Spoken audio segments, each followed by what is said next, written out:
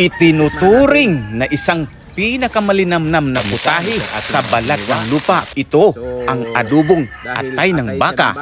Paborito at dahil po rodeo mas batin nyo ngayon at ngayong araw ang kick-off, mas minabuti natin na magluto ng adubong atay. Ito yung ating materyales na gagamitin. Yan. Atay siya ng baka, mas pinasarap ito lalo na kung adobo. Una nga po kadventure ay hiniwa ko po muna ng katamtaman lang itong aking nabili na atay ng baka. At sumunod naman po ay kukuha muna tayo ng mga rikadong pansahog. Siyempre po, kukuha muna tayo ng sili na pampaanghang.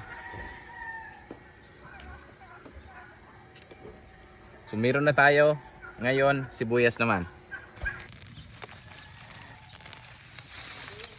At matapos nga po na makapanguha ko ng ilang pirasong sahog, ay hiniwa ko na agad ang lahat ng mga ingredients na kakailanganin natin sa pagluluto ng atay ng baka.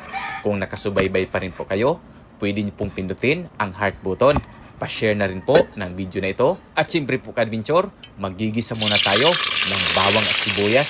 Pampabango ito dito sa ating lulutuin na masarap na ulam. At pagkatapos po natin na makagisa ng bawang at naging golden brown, diretso na po tayo sa paggisa nitong ating mga hiniwa na atay ng baka. At siyempre ka-adventure, hahalu-haluin lang natin ito at igigisa natin maigi.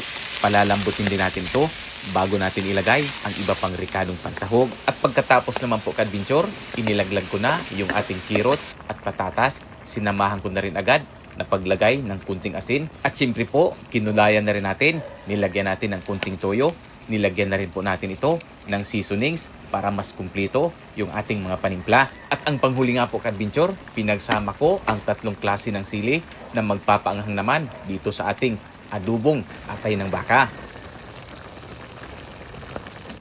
So yun nga po mga ka-adventure, makalipas ang halos isang oras ay luto na nga po itong ating pambato ngayon dahil Rodeo 2026. So ito yung ating adubong atay ng baka.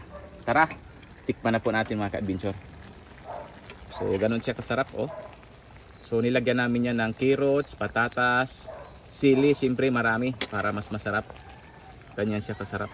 Yan, tumutulo na yun. Ito ay adobo pero Pinoy style naman ang ating ginawa dito. So dahil atay siya ng baka, medyo napakalambot at napakalinamnam nito. Pag atay ang usapan, atay ng baka dapat. Kaya ngayon, titikman na natin yung kanyang lasa. Let's go. So kuha lang tayo ng kunting sabaw. Ganyan. May kunting sabaw, kunting laman. Tapos, it's tikiman time. Try natin kung masarap ba yung ating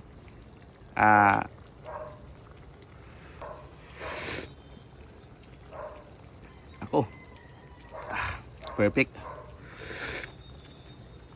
At ito yung atay. Yan, mainit to mainit. Try natin.